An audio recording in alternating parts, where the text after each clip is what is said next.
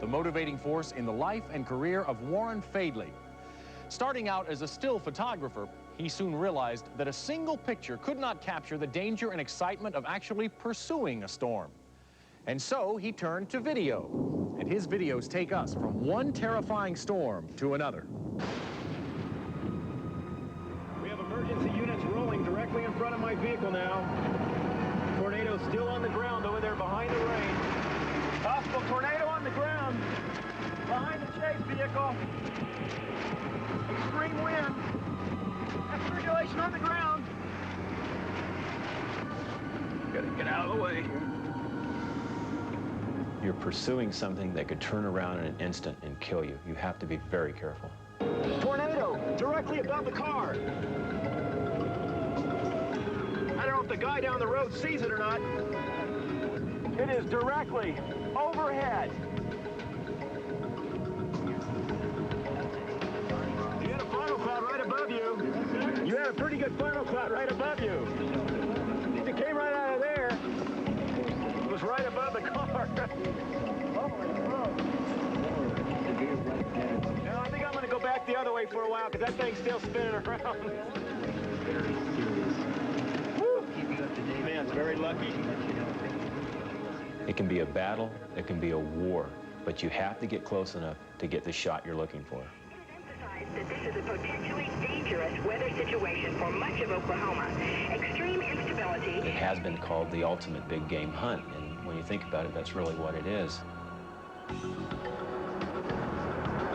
Lightning, did you see that? As far as I know, I'm the only journalist in the world that chases storms on a full-time basis. I chase over 100 storms a year, and I chase throughout the United States and into Mexico. Of all the tornadoes I've ever captured on video, this is probably the most impressive one because I was able to get so close to it. At one point, a lightning bolt came right out of the funnel.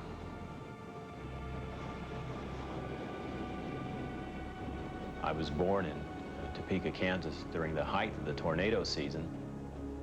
Then my father was transferred to Mobile, Alabama, which is a hurricane hotbed. So at a very early age, I was subjected to almost all forms of severe weather, which probably sparked my curiosity. Tornado was sighted just north of Amarillo at 1:07 a.m. This tornado was moving into the city of Amarillo. Take cover now. It's very dangerous at night when there's any report of a tornado. It's almost impossible to see them unless they're illuminated by lightning. The hail and the lightning this night was incredible. The windshield's broken out. I heard something just a second ago. Damn.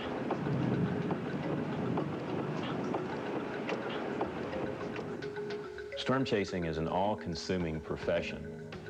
You basically have to work 24 hours a day. I keep my video camera in a very heavy-duty metal box because it's always being knocked around. As a rule of thumb, I like to have everything packed up and ready to go so I can be out of here in 5 minutes. One of the great additions to my chase arsenal is the new portable fax machine. And with this unit, I can access weather data, including satellite images or even radar, instant radar reports from almost any location in the world, as long as I have a phone to hook up to. And that can be a pay phone in some small little town, or it can even be the cellular phone that I carry around with me.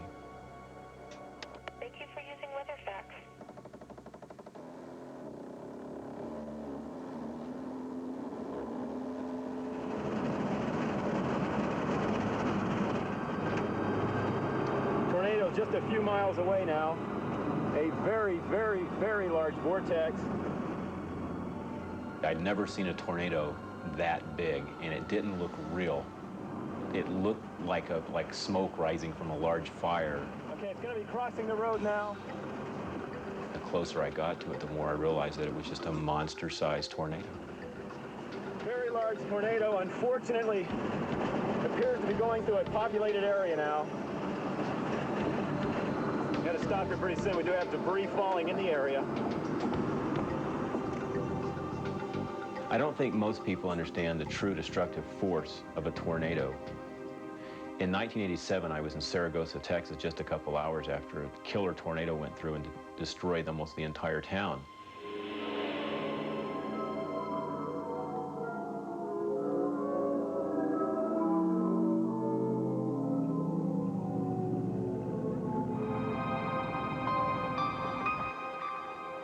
I saw some amazing things. Sections of pavement had been lifted up and carried away by the tornado. Cars had been pelted by rocks that looked like a machine gun had hit them. I even found a fork embedded in a tree and bent over. As a storm chaser, that was a very humbling storm because for the first time I was able to see personally the damage and destruction that a tornado can bring. I think if I was married and had a family, it would be virtually impossible and probably wouldn't be proper for me to be out taking the risks that I do. This is a very dangerous area. I want to watch what I'm doing here.